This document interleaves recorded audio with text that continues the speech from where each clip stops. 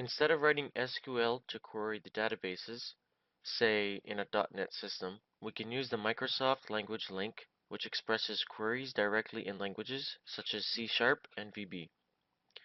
You can use the same basic coding patterns to query and transform data in XML documents, SQL databases, .NET collections, and much more.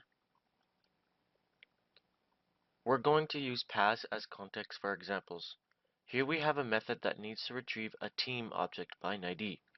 The first half of the method is the creation part of the query. The second half is the actual execution and retrieval of the query. Only when query.first is called is the database queried.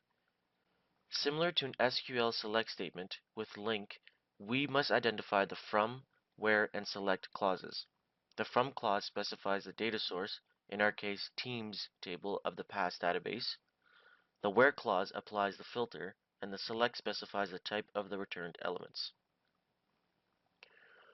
LINQ will transform this C# code into a proper SQL statement, retrieve the data, and transform it to match the team object. Like SQL, LINQ permits coding other functions such as order by and group. Usually used for more complex queries, Lambda can be used to write local functions that can be passed as arguments or returned as the value of function calls. Lambda expressions are particularly helpful for writing LINQ query expressions. The Lambda operation looks like this. In this example, we use a Lambda expression in our LINQ statement. Lambda uses type inference, meaning you often do not have to specify a type for the input parameters. In the order by clause, we create an anonymous function, essentially telling the query that for each criterion returned from the LINQ statement, use its title as the order. LINQ and Lambda notations essentially produce the same content.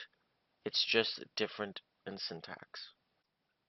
To conclude, Entity Framework can be used to easily connect to your data tables through entity objects.